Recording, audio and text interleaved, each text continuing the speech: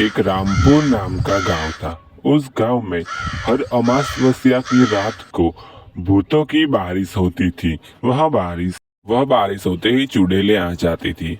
एक दिन शीतल का पति उसे कहता है कि शाम को ही मुझे खेत में पानी डालने के लिए जाना पड़ेगा, वरना सारी फसल बर्बाद हो जाएगी। तो उसकी पत्नी कहती है कि लेकिन आज तो अमावस्या की रात है, इसीलिए आप वहाँ मत जाओ, मुझे बहुत डर लगता है। उसकी पत्नी की बात न सुनकर वह खेत की ओर निकल जाता है और फिर कहता है, हाँ, कोई भूत नहीं है, खाली फोकट वो मुझे डराई थी और खुद भी डर रही थी। लेकिन वह अपने खेत की झोपड़ी में आता है। तभी बाहर देखता है तो काफी सारे भूत दिखाई देते हैं और भूतों वाली बारिश भी दिखाई देती है। वो डर जाता है, लेकिन भूत उसे देख गए थे और सभी भूत उसकी ओर आ रहे थे।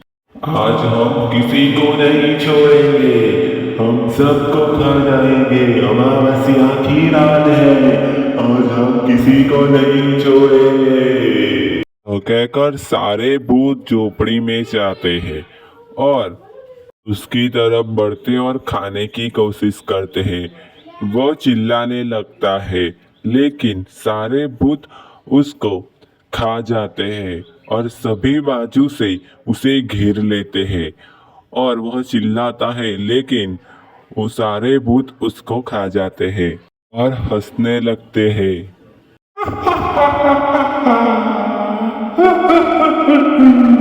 किसी को नहीं छोड़ेंगे, सबको खा जाएंगे।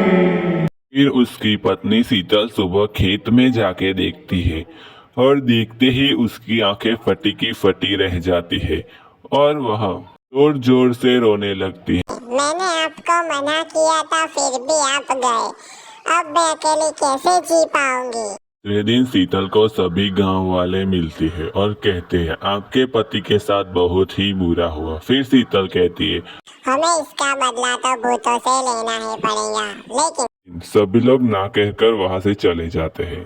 फिर से अमावस्या की रात आती है, भूतों का दिन आता है। सभी भूत बारिश में, खून की बारिश में नाच रहे थे और हंस रहे थे। ही हा हा हा हा। गाँव में से एक पति और एक पत्नी वह भूतों की बात कर रहे होते हैं और फिर दोनों खिड़की में से झांक रहे थे, लेकिन उनको नहीं पता था कि आज उसका भी अंतिम दिन होगा।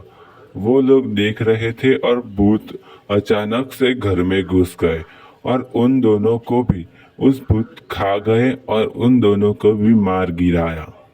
भी गांव वाले शीतल के पास जाते हुए कहते, शीतल भौजी, आपने सही किया था।